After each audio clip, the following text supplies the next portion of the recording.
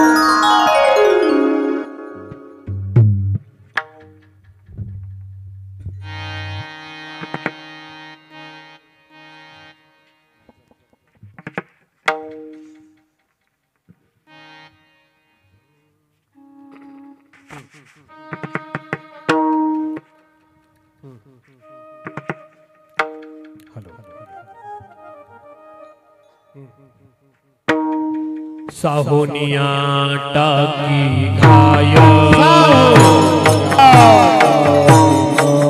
साहोनिया टाकी घाय आवाज पाषाण देव चिन्हाला पाय पाषाण देव चिन्हाला पाय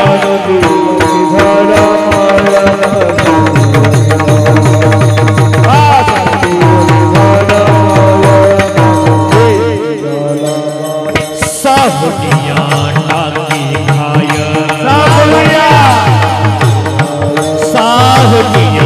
टाकी घाय साहोनिया टाकी घाय पाषाण देव चिन्हाला पाय पाषाण देव चिन्हाला पाय पाषाण देव चिन्हाला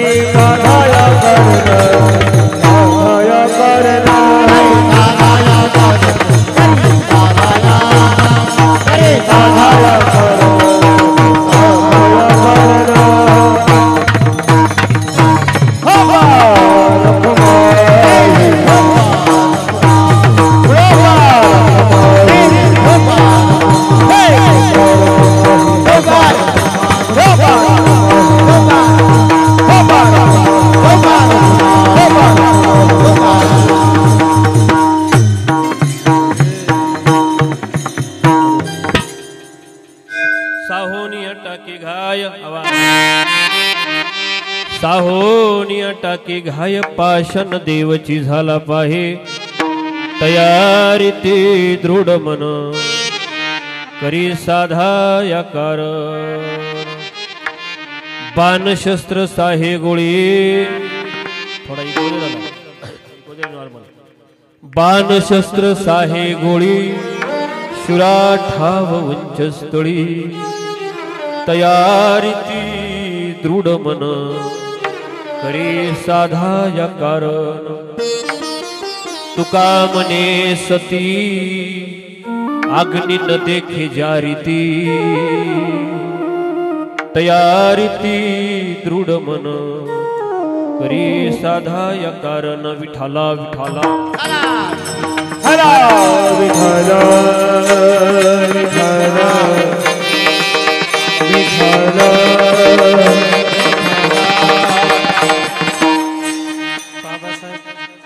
साहोनिया टाकी घाय पाशन देवची झाला पाहे तयारी ती दृढ मन करी साधा या कारण विठाला विठाला बाबासाहेब देवरावजी पौळ उपसरपंच विठाला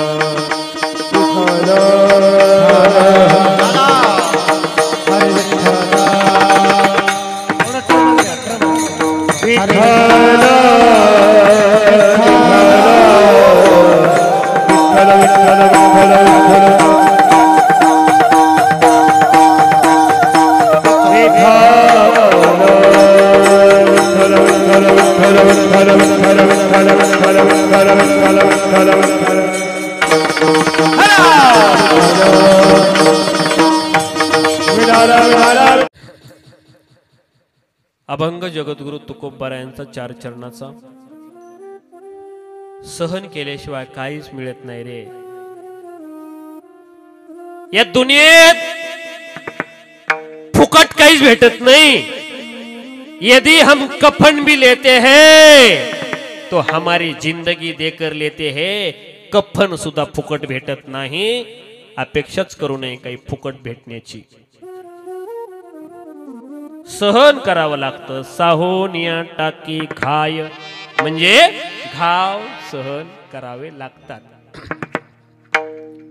मी का अभंग निवडला माहितीये? 2 वेळा कॅन्सरनं आघात करूनही त्या रोगाला सुद्धा सामोरे गेलेत। निधड्या छातीनं रोगाला सुद्धा मामा सामोरे गेले।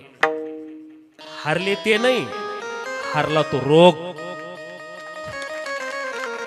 म्हणून अभंग घेतला। साहोनिया टाकी घाय पाषाण देवच झाला पाह्य। देवाला सुद्धा देवपण प्राप्त व्हावं यासाठी टाकीचे घाव सहन करावे लागतात। पहिल्या घावाला फुटतो तो देव बनत नाही, मोरीला जातो। पहिल्या टप्पूत फुटतो तो मोरीला बसवला जातो दगड। जरा आकार घेतो चौकोपरी तो पायरीला बसवला जातो। आणि ज्याच्यावर घाव टाकून ते फुटतच नाही त्याचा देव बनतो, त्याच्या आपण पाया पडतो। साहोनिया टाकी घाय पाषाण देवची झाला पाहे। पाषाणाचा देव होतो। तयारी ते दृढ मन, तसं मन करावं माणसानं। कशासाठी करावं? करी साधा या कारणापर्यंत जाण्यासाठी, म्हणजे तुमच्या अपेक्षित ध्येयापर्यंत जाण्यासाठी तेवढं मन दृढ करावं लागतं। बाण शस्त्र साहे गोळी उदाहरण दिले पुढं। उदाहरण दिले बाणाचं शस्त्राचं। जो बाण शस्त्र सहन करतो, आघात सहन करतो, बाण शस्त्र साहे गोळी शुरा ठाव उंच स्थळी। त्या शुराचं नाव निघतं बाजी, तानाजी, धनाजी, कोंडाजी। बाजीनं बाण सहन केले, तलवारी सहन केल्या, अंगावर झेलल्या, म्हणून त्यांचं नाव इतिहासात आहे। बाण शस्त्र साहे गोळी शुरा ठाव उंच स्थळी। तयारी ती दृढ मन करी साधा या कारण। पुढचं उदाहरण दिलं। तुका म्हणे सती, सती प्रथा पूर्वी होती।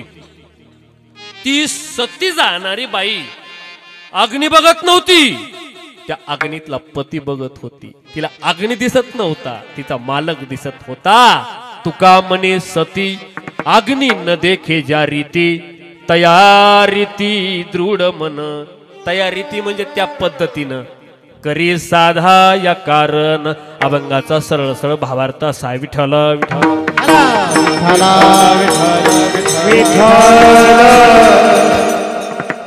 बघा ना कसे ताट बसले सगळे। ताट त्या बघा। सहन केल्याशिवाय मोठेपण मिळत नाही। फुकट काहीच भेटत नाही।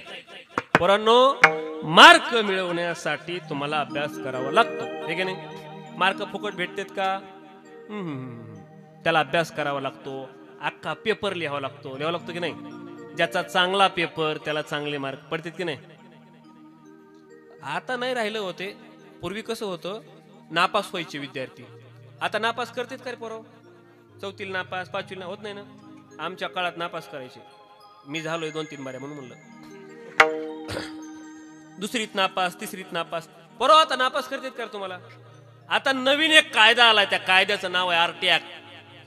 आरटी ऍक्ट कायदा असं सांगतो, तुमच्या लेकराला मारायचं, शिक्षकाला तुमच्या लेकराला मारायचं जमत नाही आहे, आणि जर शिक्षकानं मारलं तर तुम्ही कायद्यानं त्यांच्यावर कारवाई करू शकता.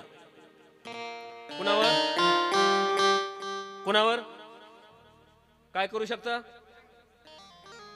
त्या बघा मारलं तर तुमच्या लेकराला नापास करायचं नाही. नापास होते का? आता नापास जर केलं तर तुम्ही कायद्यानं त्यांच्यावर कारवाई करू शकता. कुणावर? त्या बघा कसं बरं वाटतं त्याला, शिक्षकावर. नापास करताच येत नाही असा कायदा. त्या कायद्याचं नाव आहे आरटी ऍक्ट. मी 13 वर्ष यांना शिकवलं. 13 वर्ष कुणाला? पोरायला, लेकरांना 13 वर्ष शिकवलं. नॉन ग्रँड म्हणजे बिनपगारी. आणि त्या बघा आता लेकराला शिकवायचं परवडाना म्हणून त्यांच्या बापाला शिकवायला चालू केले. बरोबर. एक पोरग असंच नापास केलं, मी चक नापास केलं. पोरग रडत रडत घरी गेलं आणि आईला म्हणलं, आई मला त्या नायकवाडी मास्तराने नापास केले. ते आई चपात्या करीत होतो. ते चपात्या करता करता बेलनं तसंच हातपिठानं भरलेले. मी वर्गात शिकवित होतो 1857चा उठाव, आणि हे 1857चा उठाव माझ्या दारातच आला. लांबूनच ती मावशी म्हणली, मास्तर बाहेर या. मी मध्ये येऊ म्हणून, नगर मध्ये लेकर मी येतो बाहेर. मी बाहेर आलो. का म्हणून नापास केलं म्हणली माझ्या लेकराला? म्हणलं त्याला काहीच येत नाही. काय येत नाही त्याला? मी म्हणलं साधं गणित येत नाही त्याला. साधं काय गणित येत नाही त्याला? एकटाच नापास केलं लेकरू माझं. मी म्हणलं मावशी, मी त्याला साधा प्रश्न विचारला. 5 केळी होती आणि 5 केळीतून 3 केळी मी खाल्ली, तर खाली किती केळी राहिली? असं साधं गणित विचारलं मी त्याला, तर त्याला नाही सांगता आलं खाली 2 केळी राहिली म्हणून मी त्याला नापास केलं. मावशी म्हणली, लाज वाटली पाहिजे मास्तर तुम्हाला, पोराला 2 केळासाठी नापास केलं. उद्या 2 डझन आणून देते, बसा खात. आता तो कायदा राहिला नाही, आणि म्हणून आता पोरं तशी राहिली नाही. साहो निया टाकी खाय, सहन केल्यानं मिळतं. का बरं?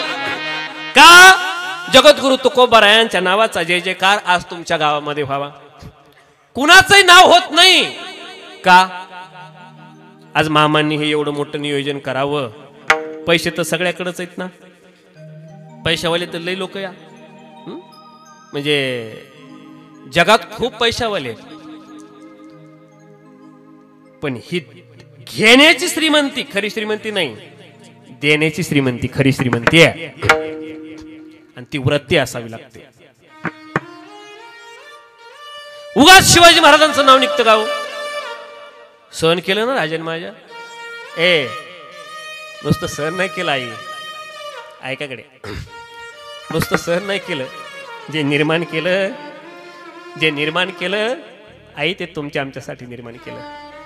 हा, आज आम्ही शेतकऱ्याचं राज्य आणू असं म्हणणारे लय लोक मिळतील रे, लय लोक मिळतील. मत घेते, निवडून येतील. शेतकऱ्याचं राज्य नाही येत, पण खऱ्या अर्थानं त्या राजानं शेतकऱ्याला शेतकऱ्याचं राज्य दिलं म्हणून त्याला शेतकऱ्याचा राजा म्हणतात, म्हणून त्याला तुमचा आमचा राजा म्हणतात, रयतेचा राजा म्हणतात. आई काय म्हणायचं माहिती का स्वतःच्या सैन्याला? तो स्वतःच्या सैन्याला म्हणायचा, शेतकऱ्याच्या मिरचीच्या देठाला बी हात लावू नका. कशाला? शेतकऱ्याच्या मिरचीच्या देठाला. आता मला सांगा, मिरच्या निसून झाल्यावर तुम्ही देठाचं काय करतात? तळून खातात? काय करतात? फेकून देतात. शेतकऱ्यानं मिरच्या घ्यायच्या, त्याचं देठ काढून फेकून द्यायचं देठ. त्याला सुद्धा माझ्या राजानं किंमत दिली. रयतेचा राजा. उगाच नाही नाव निघतो, कोणाचंही नाव होत नसतं. ज्यानं सहन केलं त्याचं नाव होतं. तुकोबारायानं होतं नव्हतं सार वाटलं, म्हणून तुकोबारायांचा जयघोष होतो. तुकोबारायानं हे धन वाटलंच नसतं तर नाही कीर्तन झाले नसते त्यांच्या अभंगावर आज. नाही, माऊलींना सहन केलं, जगाचे आघात सहन केले, तेव्हा माऊलींच्या नावाचा जय जयकार. तुका म्हणते ती संता सोची आघाते आघात, सोची जगात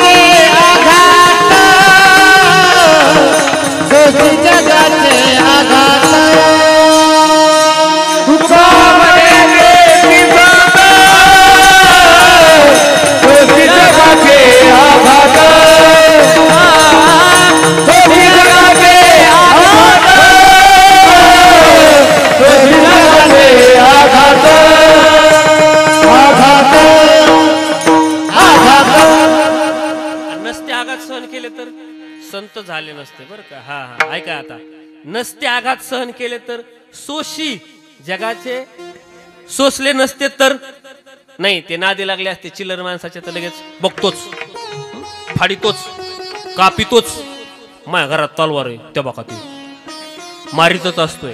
एक बोलू का, संत राजे महाराजे आणि मोठी माणसं मोठी का होतात? जगाचे आघात सहन करतात, कोणाच्या नादी लागत नाही. चिल्लर माणसाच्या एक गोष्ट शिकागडे आज शिवचरित्रातून, ज्या माणसाला मोठं व्हायचं त्याने चिल्लर माणसाच्या नादी लागायचंच नाही. हा लागायचंच नाही. गल्लीतल्या भांदकुदळ बाईच्या नादी लागायचं नाही. डॉन बघायची, डॉन तालुक्यातली, मग माग लागायचं. चिल्लर माणसाच्या नादी लागायचं नाही. हे लय मोठे डॉन आहेत, गावगाव फाडीन तोडीन कापीन, माझ्याकडे चाकूई कवाच मारीत नाही, ते फाडीत असतोय. शिवाजी महाराज ना छोट्या छोट्या माणसाच्या नादी नाही लागले ना. कोण निवडले? मोठी माणसं निवडली, मोठी मोठी. जरांगे पाटील लहान माणसाच्या नाही नादी लागले. कोण निवडलंय? नका हो, नाव घेऊ नका, उगा पंचायत. कुणाच्या नादी लागतो त्याच्याहून आपली उंची कळते. चिल्लर गल्लीतल्या पोराच्या नादी लागायचे ना रे पोराव. शिवबाराजानं मोठे मोठे सरदार संपवले, छोट्या छोट्या कामावर. तानाजी जातो कोंडानं घ्यायला, तानाजी जातोच ना बा, धनाजी कोंडाजी तानाजी बाजी. छोट्या छोट्या मोहिमेवरती छोटी छोटी माणसं पाठवली आणि मोठ्या मोठ्या मोहिमेवर माझा राजा स्वतः गेला. औरंगजेब मी बघतो, अफजल खान मी बघतो. अरे मोठे मोठे आव्हानं झेलले माझ्या राजानं, तेव्हा त्या राजाचा इतिहास लिहिला गेला.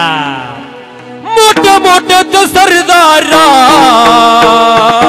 जवा गेले त्यांनी गारा, मोठे मोठे ते सरदार जवा गेले त्यांनी गारा. जवा निघाली मैदानी माझ्या राजाची तलवार, जवा निघाली मैदानी माझ्या राजाची तलवार, जवा निघाली मैदानी माझ्या राजाची तलवार. टाळी शाबास, टाळी पुरुष मंडळ टाळी, शेवटपर्यंत टाळी. महिला मंडळ, महिला मंडळ टाळी शेवटपर्यंत. अरे जरा रक्त सेसळ रे, माझ्या राजाचं नाव घ्यावं आणि तुमची टाळी सुद्धा वाजू नये. पाठीमागा टाळी येत नाही, पाठीमागा टाळी सगळ्यांची. वर हात शाबास. मोठे पण कोणाला भेटत नाही दादा, उगाच मोठे पण भेटत नाही. कुछ किए बिना जय जयकार नहीं होती और कोशिश करने वालों की कभी हार नहीं होती. या जगात फुकट काहीच भेटत नाही. या राजानं मोठी मोठी माणसं संपवली.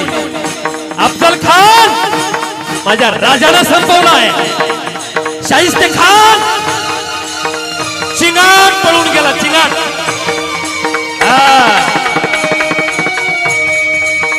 औरंगजेब याच मातीत गाडतो बघ, कुणाच्या नादी लागावं. मोठे मोठे ते सरदार जवा केले त्यांनी गार, मोठे मोठे ते सरदार जवा केले त्यांनी गार. जवा निघाले मैदानी माझ्या राजाची तलवार, जवा निघाले मैदानी माझ्या राजाची तलवार. हो मोठे मोठे ते सरदार जवा केले त्यांनी गार, मोठे मोठे ते सरदार जवा केले त्यांनी गार. जवा निघाले मैदानी शिवरायाची तलवार, जवा निघाले मैदानी शिवरायाची तलवार. माझ्या शिवबाची मूर्ती,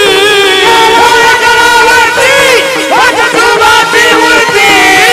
राजे होऊन या महाराष्ट्रावरती,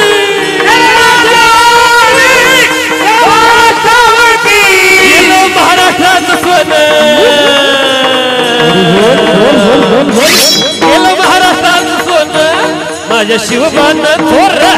जवा निघाली मैदानी शिवरायाची तलवार, जवा निघाली मैदानी शिवरायाची तलवार, जवा निघाली मैदानी शिवरायाची तलवार.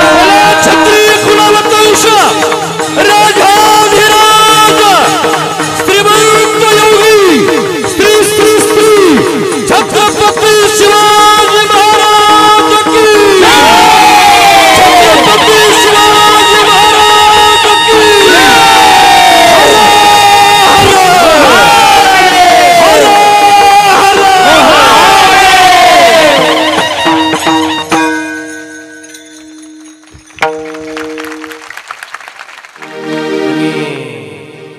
चिल्लर माणसाच्या नादी लागले असते तर गावातल्या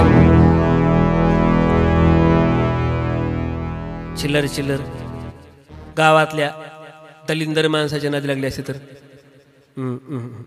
ऐका गड्या, ज्या माणसाला मोठे व्हायचंय त्यांनी आधी चिल्लर कामं बी सोडायचे, चिल्लर भांडणं बी सोडायचे, चिल्लर कामं बी सोडायचे, काम बी करायचे तर मोठेच काम करायचे. जे माणसं मोठे काम करते ते मोठं होते. एवढा मोठा भव्य दिव्य उत्सव स्वतः करणं, पैसे जास्त झालेत म्हणून करीत नाहीत ते. आपण काहीतरी देणं लागतो. एवढ्या पूर्वजांचं पुण्यस्मरण करणं. मी लय कीर्तन केले, लय व्याख्यान केले. हा पण तुमच्या गावातल्या सारखे ताट बसलेले पोरं मी कुठंच नाही. त्या बका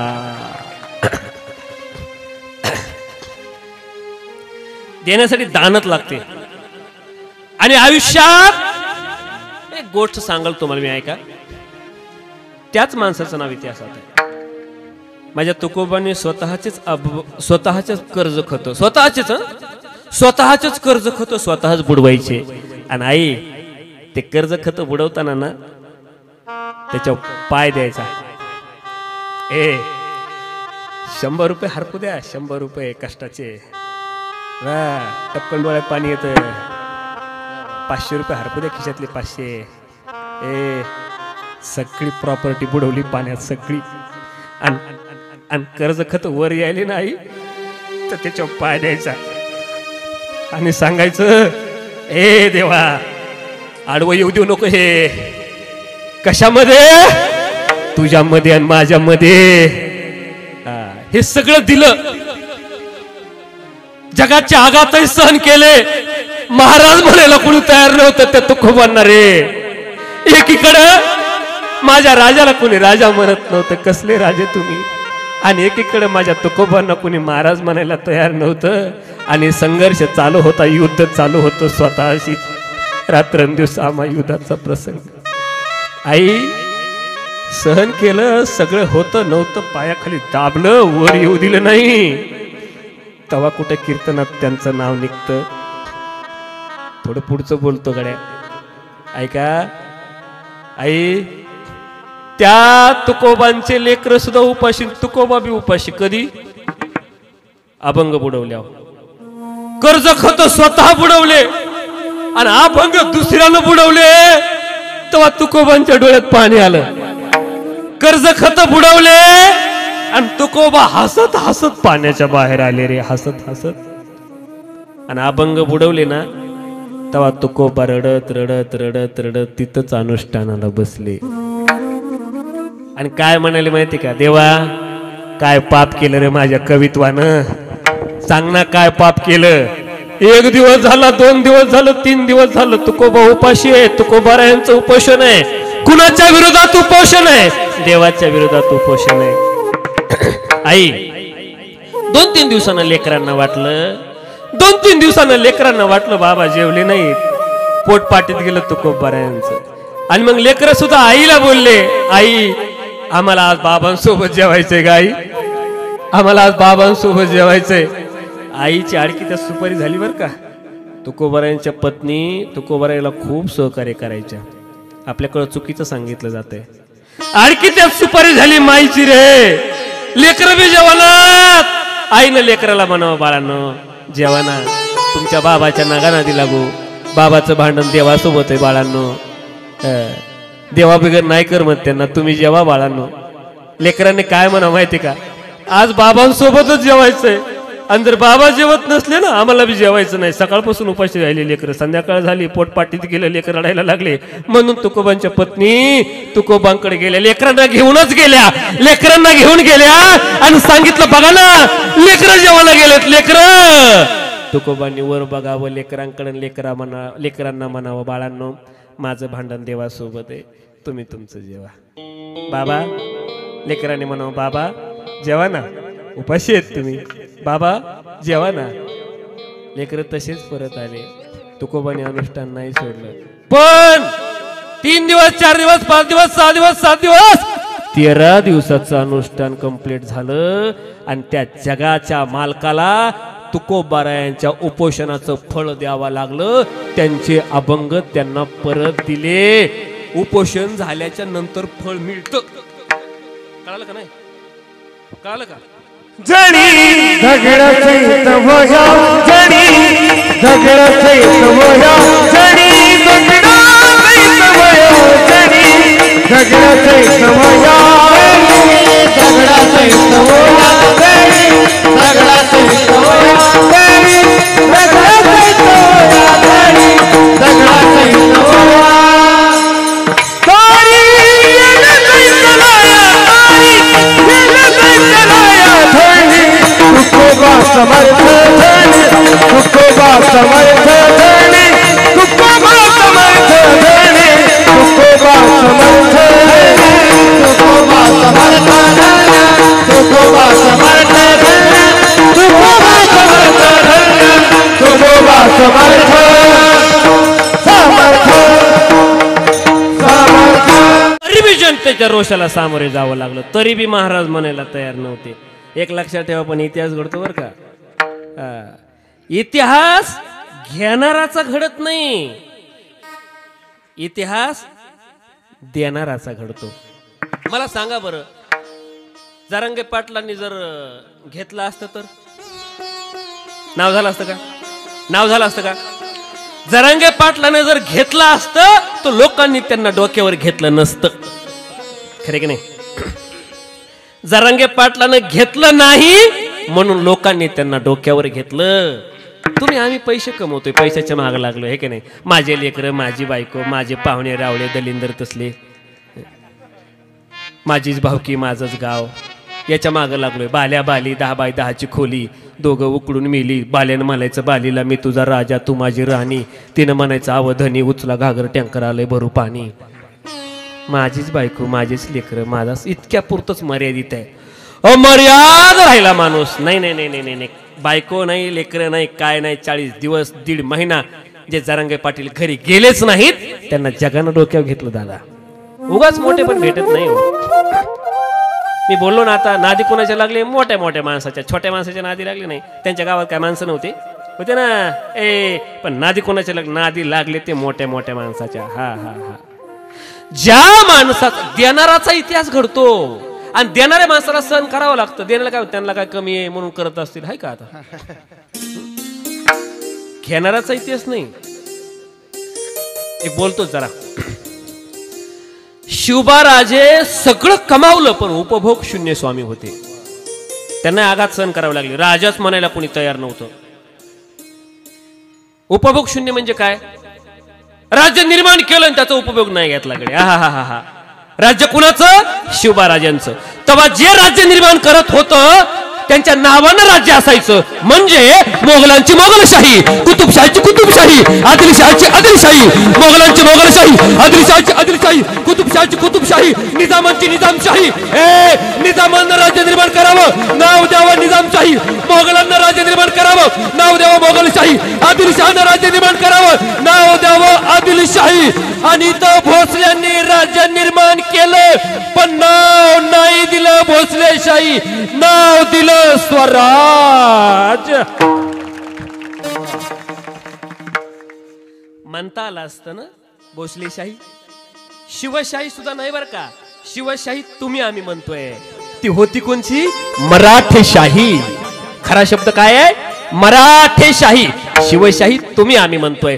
स्वतःचं नाव नाही दिलं आणि स्वतःचं नाव दिलं नाही. हे रयतेचं राज्य आहे म्हणून तो राजा सुद्धा कुणाचा? रयतेचा राजा. भोसल्यांचा राजा असं नाही बरं का, रयतेचा राजा. ऐका ऐका ऐका. म्हणून त्या राजाचा पोवाडा तुमच्या गावात येऊन शिवजयंतीला त्या शाहिरानं गावा. म्हणून त्या राजाचं नाव आमच्यासारख्या कीर्तनकारानं कीर्तनात घ्यावा. म्हणून त्या राजाचं नाव व्याख्यात्यांनी व्याख्यानात घ्यावा. तो विषय असावा म्हणून त्या शाहिरानं तुमच्या गावात येऊन पोवाडा म्हणावा त्यांच्या जयंतीला. माफी मागून बोलतो कडे आता. जयंतीला पोवाडे ठेवा, व्याख्यान ठेवा, कीर्तन ठेवा. डीजेवर घाणेरडे गाणे लावू नका. टिंचाक डिचांग बाबा लगीन आणि एकाचं बी लगीन व्हायना. त्या शिवजयंतीला ह्या गाण्याचा काय संबंध? शांताबाई. आता शांताबाईचा शिवजयंतीचा काय संबंध आहे? गाणे शिवजयंती काढता येत नसेल पोरांनो तुम्हाला तर काढू नका. तुम्ही जयंती काढली म्हणजे राजा मोठा होणार आहे. नाही नाही नाही, माझा राजा पहिलाच मोठा आहे. उलट घाणेरडे गाणे लावून दारू पिऊन नाचून माझ्या राजाची विटंबना करू नका. एवढं सांभाळा. बस बस. जयंतीच्या नावाखाली चाललेली विटंबना फक्त रोका. बोलवा की शाहिरांना, सांगू द्या ना त्यांना इतिहास त्यांच्या शाहिरीतून. ओम नमो श्री जगदंबे करून प्रारंभे डप्पावर थाप तुंतुण्याचा, डप्पावर थाप तुंतुण्याचा, डप्पावर थाप तुंतुण्याचा. म्हणावं त्या शाहिरांना. ओम नमो श्री जगदंबे करून प्रारंभे, ओम नमो श्री जगदंबे करून प्रारंभे डप्पावर थाप तुंतुण्याचा, डप्पावर थाप तुंतुण्याचा, डप्पावर थाप तुंतुण्याचा. शाबाश. सांगावा त्या शाहिरांना इतिहास तुमच्या गावात येऊन काय म्हणावं शाहिरांना. शाहिरांना म्हणावं ओ दिलो मन साधू संताला,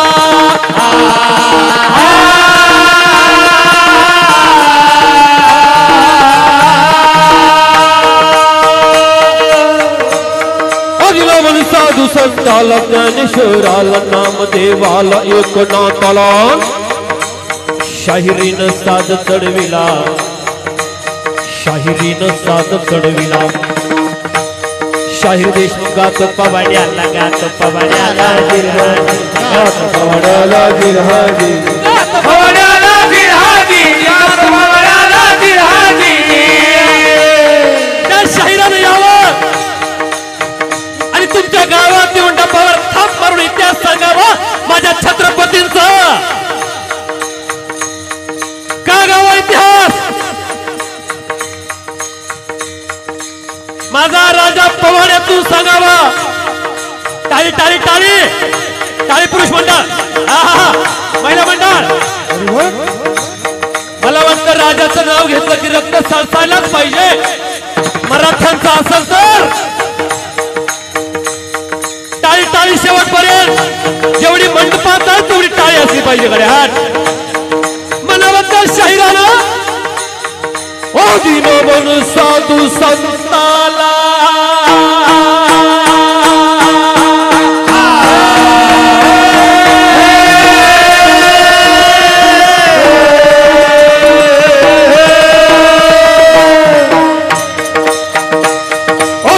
साधू संताला, ज्ञानेश्वराला, नामदेवाला, एकनाथाला शाहिरीनं साध चढविला, शाहिरीनं साध चढविला.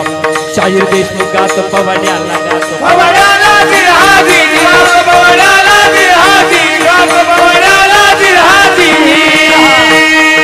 पवाडे कुणाचं ते गायले जात नसतात. इतिहास कुणाचाही सांगितला जात नाही. कोणी लुंग्या सुंग्याचा इतिहास नसतो सांगितला जात. लुंग्या सुंग्याचे पवाडे नसतात होत. कोणाचं नाव कीर्तनात नसतं निघत रे. त्याला सहन करावं लागतं. त्याला सहन करण्याची जाणत लागते. ज्याच्यात सहन करण्याची हिंमत नाही तो आयुष्यात कधी इतिहास घडवू शकत नाही. तरंगे पाटलांना 20 वर्षाची तपस्या होती. 20 वर्षाची. तेव्हा कुठं समाजानं डोक्यावर घेतलं त्यांना. कोणाचं एवढं स्वागत होत नसतं. पुत्रभाव व्हायचा गुंडा ज्याचा तिन्ही लोकी झेंडा. प्रत्येक आई वडिलांना वाटतं माझ्या पोटी असं पोर जन्माला यावं. ते कर्तृत्ववान असावं. प्रत्येक आईला वाटतं, प्रत्येक बापाला वाटतं माझ्या पोटी असं पोर जन्माला यावं. त्याचा इतिहास लिहिला जावा. पण इतिहास लिहिण्यासाठी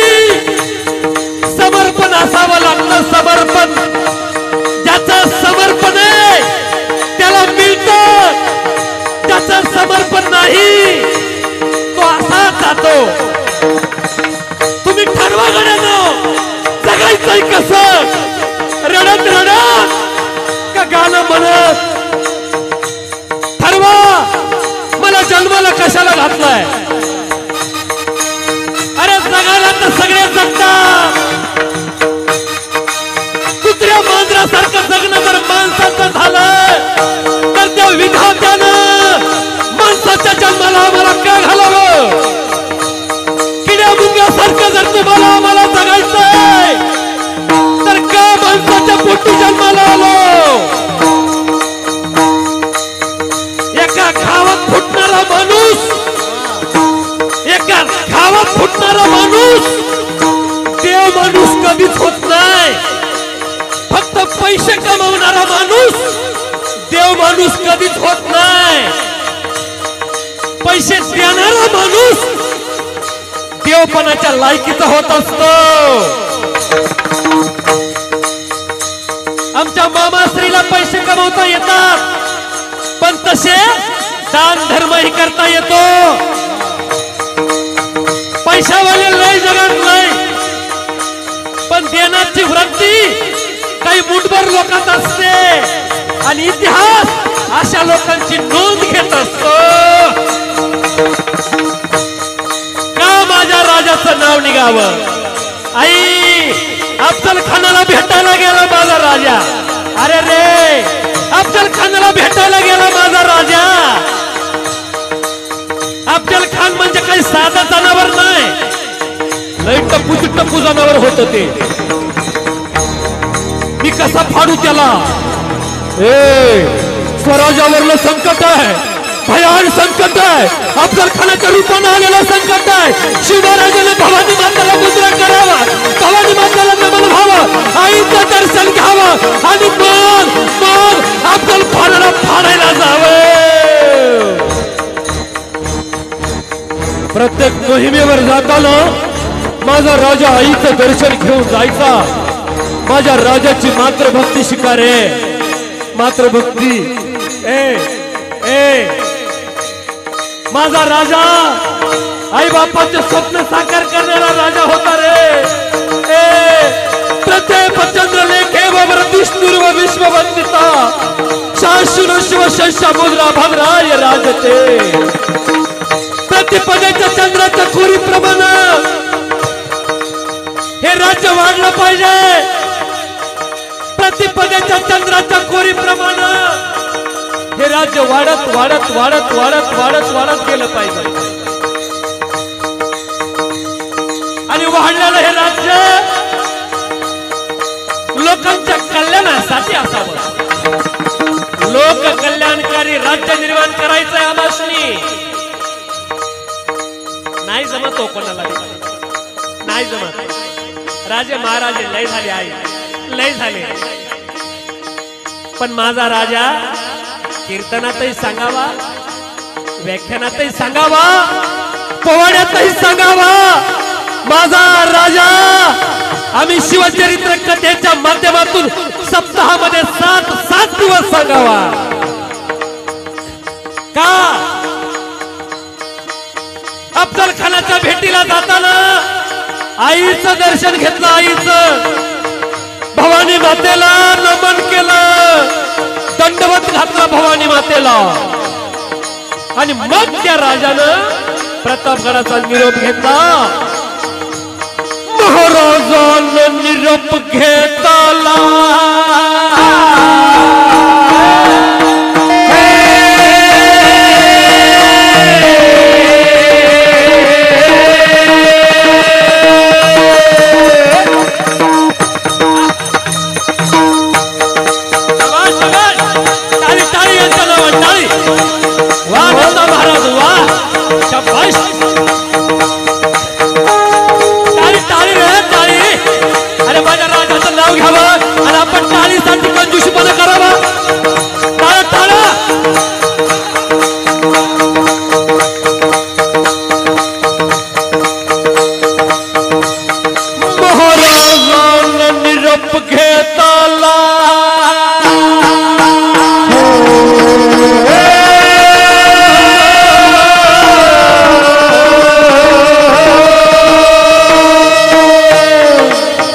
गडावरनं महाराजांना निरोप घेतला. आई मारायचंय कोणाला? अफजल खानाला. आणि निघाला माझा राजा खाली प्रतापगडाच्या पायथ्याला आहे. प्रतापगडाच्या पायथ्याला अफजल खान थांबलेला होता, वाट बघत होता कोण येणार आहे.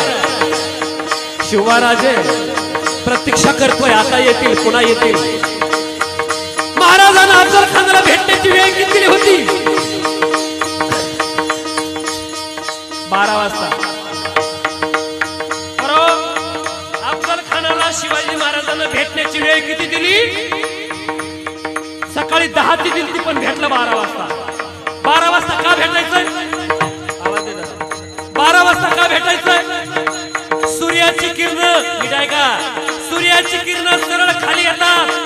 खालच्या माणसाला वर्णगडावरनं कोण येतंय हे नीट दिसू नये म्हणून 12 वाजता. गनिमी कावा. माझा राजा खाली आला. शामियान्यात अफजल खान उभा होता. राजाला बघितलं त्यानं, उठून उभा राहिला शामियान्यात. शिवराजे 2 पावलं पुढे आले. खान उठला. खान दौलत दौलत आला, खान दौलत दौलत, खान दौलत दौलत आला. सय्यद बंडा त्याच्या संगतीला, सय्यद बंडा त्याच्या संगतीला, सय्यद बंडा त्याच्या संगतीला, सय्यद बंडा त्याच्या संगतीला. महाराजांच्या सोबतीला कोण आहे? जीवा महाले. आणि सय्यद बंडा कुणाच्या सोबतीला आहे? अफजल खानाच्या सोबतीला. खान दौलत दौलत आला, खान दौलत दौलत आला, खान दौलत दौलत आला. सय्यद बंडा त्याच्या संगतीला, संगतीला, सय्यद बंडा त्याच्या संगतीला. सय्यद बंडा सोबतीला आला. शामियान्यामध्ये उभा राहिला आणि खानानं शिवराजाला बघावं, खानानं शिवराजाला बघावं आणि म्हणावं कसं? आइये शिवाजी आइये, आइये आइये शिवाजी आइये, आइये आइये आइये, गले लग जाइए, गले लग जाइए, आइए.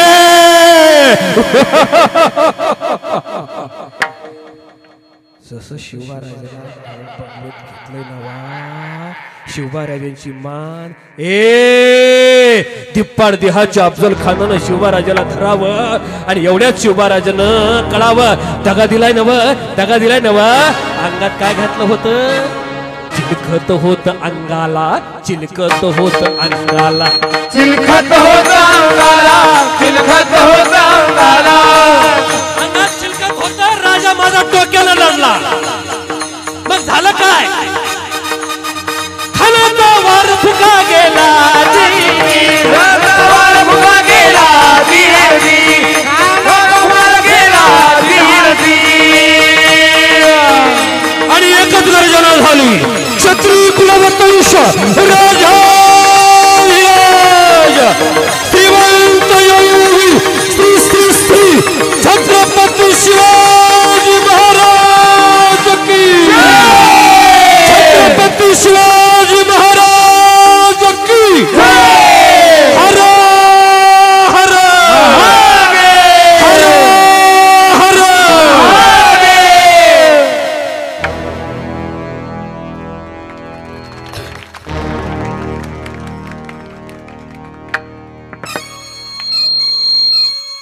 खान मेला. काम मोठं केलं गाड्या. एवढं करून बी परत राजा म्हणायला तयार नव्हते लोक. अरे मारले ना मोठे मोठे सरदार, संपवले ना. आता तरी राजा म्हणावं. ज्यानं आघात सहन केले ना तो माणूस मोठा झाला. आणि मग माझ्या राजाला कायद्यानं राजे पण घ्यावं लागलं, मिळवावं लागलं. म्हणजे काय करावं लागलं? कायद्यानं, तवाचा कायदा काय करावं लागला?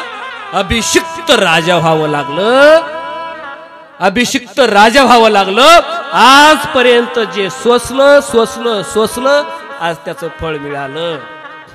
फुकटचं मोठे पण नव्हतं, उगाच राज्याभिषेक नाही झाला. त्याच्या पाठीमागं खूप मोठा इतिहास आहे. दिल्याशिवाय मिळत नाही गड्या, समर्पण असल्याशिवाय मिळत नाही. हे मी बोलत नाहीये, तुकोबारानं सुंदर उदाहरण दिले. दगडाचं आणि हातोड्याचं अभंगाचं पहिलं चरण. साहोनी टाकी गाय, साहोनी टाकी गाय, वा वा वा वा वा वा. साहोनी टाकी गाय, साहोनी टाकी गाय, साहोनी टाकी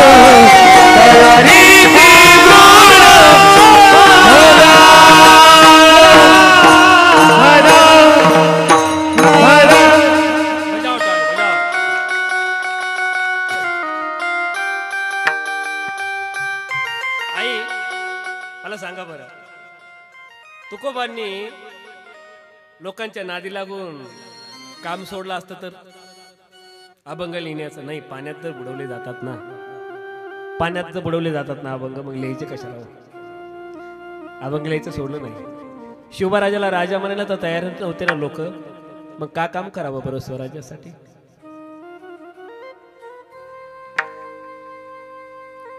सहन केल्याशिवाय नाही मिळत.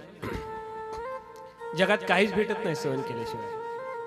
फुकटचं मोठे पण काही कामाचं नसतं. त्या अफजल खानानं मारलेलं सांगितलं जातो, सगळ्यांना माहिती आहे. पण त्याच्या पाठीमागं अफजल खानाला मारायला जाताना ना, लक्षात घ्या, सईबाई राणीसाहेब स्वतःच्या पत्नी आजारी होत्या. आजारी आई, घरात पत्नी आजारी आहे आणि आजारी पत्नीला औषध उपचार चालू आहेत. वैद्यराज यायचे, औषध द्यायचे.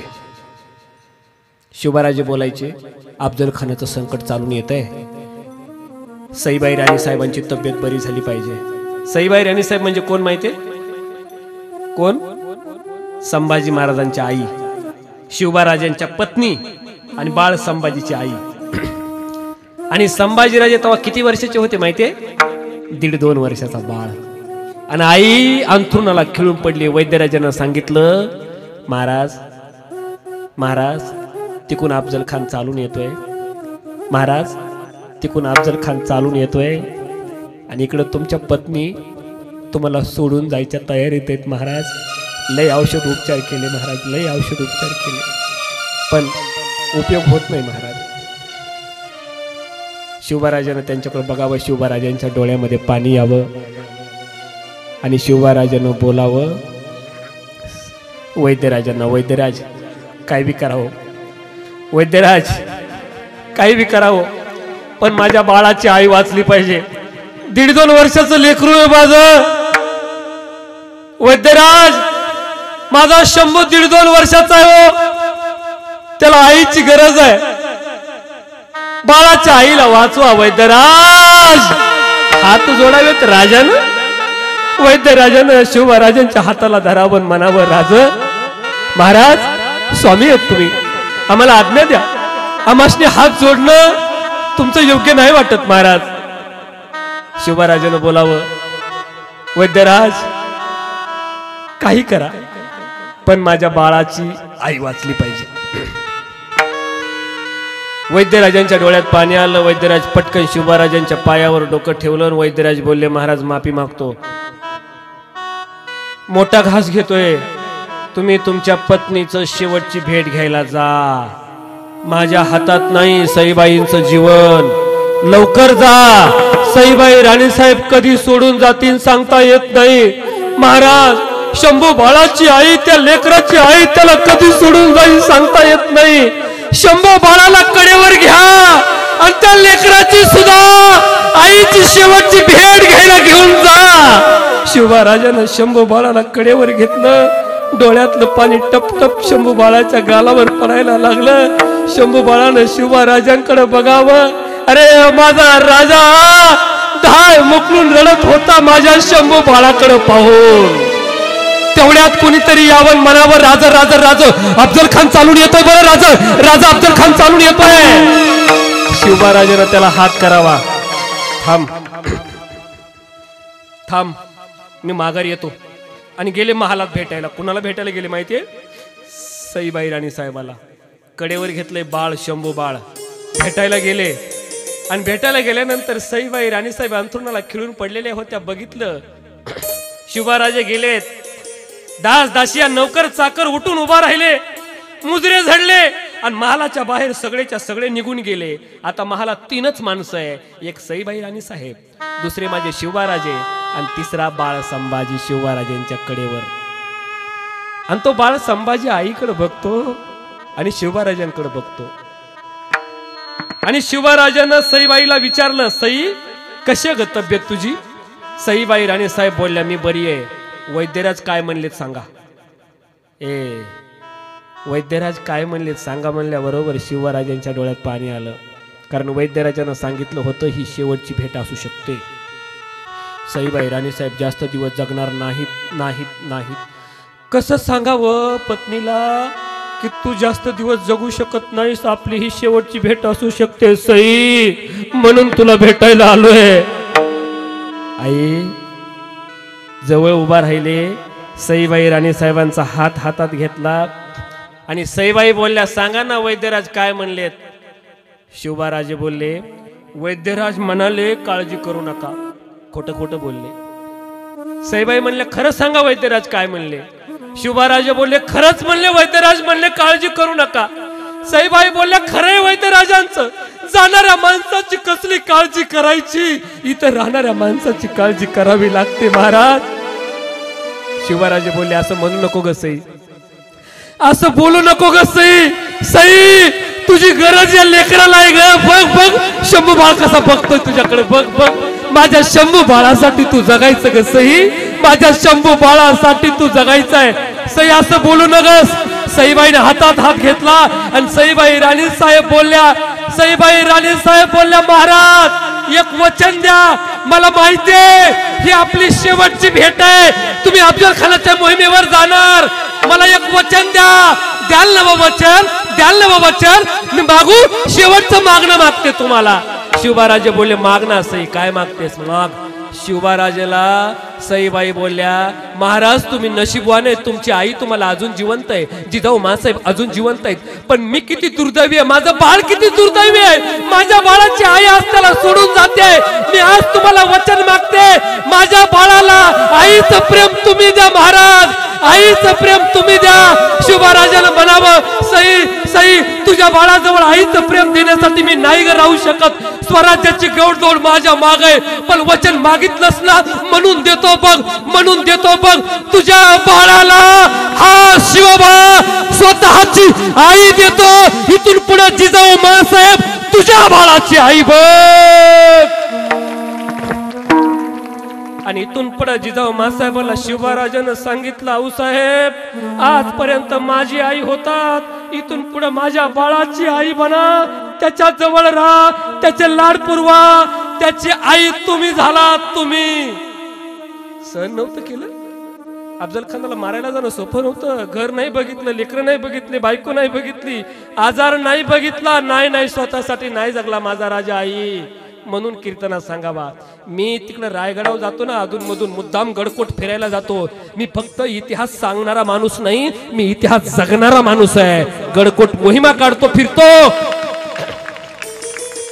त्या रायगडावर जातो आणि त्या रायगडाची माती रायगडावर गेल्यावर मी कपाळाला लावतो आणि बोलतो त्या रायगडाला, ए रायगडा, सांगणार आहे माझा राजा कसा होता. ए रायगडा, अरे सांग ना कसा होता माझा राजा, तो बोलत कसा होता, तो चालत कसा होता, तू पाहिलायस रे, तू पाहिलायस, तो चालताना पाहिलायस, बोलताना पाहिलायस, हसलेला पाहिलायस, आणि माझा राजा तो रुसलेला बी पाहिलायस. ए रायगडा, अरे सांग ना माझा राजा कसा होता. तुझ्या अंगा खांद्यावर खेळलाय रे, बागडलाय रे, इथं तुझी राजधानी बनवून वावरलाय रे, तू नशीबवान आहे रायगडा. ज्ञानाच्या ईश्वराला बहिणीनं सांगावं, ज्ञानेश्वरा सहन करा, फुटून जाऊ नका. आणि तसंच संतांच्या चरित्राची शिकवण तुम्हाला आम्हाला दिलेली असते. बाळांनो, फुटून जाऊ नका आणि त्यासाठी तुम्ही तुमचं मन दृढ करा. अभंगाचं दुसरं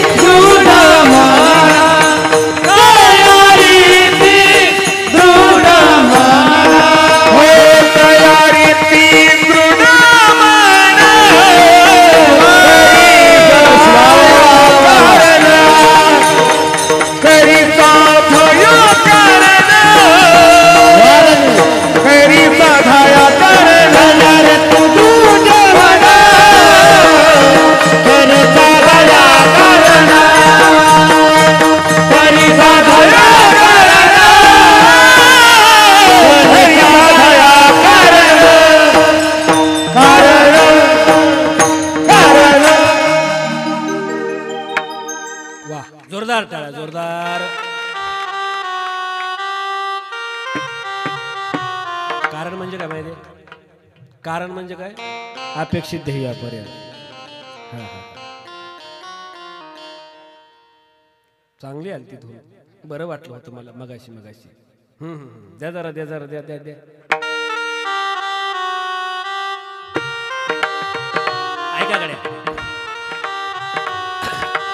ऐका गड्या.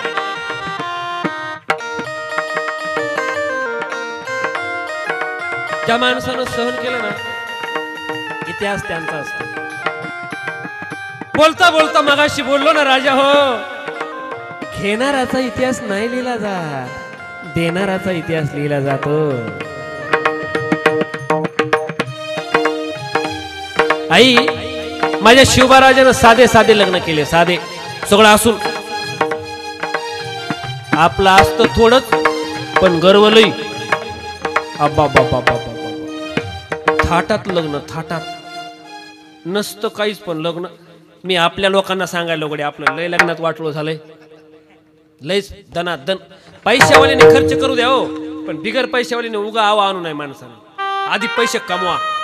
मी नाव नाही ठेवत तुम्हाला, मी म्हणतोय पैसे कमवा, पैसे खर्च करू नका, भरपूर पैसे कमवा आणि मग मामासारखं असे मोठे मोठे कार्यक्रम घ्या, चांगले चांगले. पैसे खर्च करणारे बी लय लोक आहेत, पण महाराज लोक नाहीत बोलवत. कुणाला बोलवतात नाव नाही सांगणार, पण तिथं महिला मंडळ नसतात. कुठं खर्च करावा? कमवा बरं, कमवा. कमवू नका असं म्हणत नाही मी.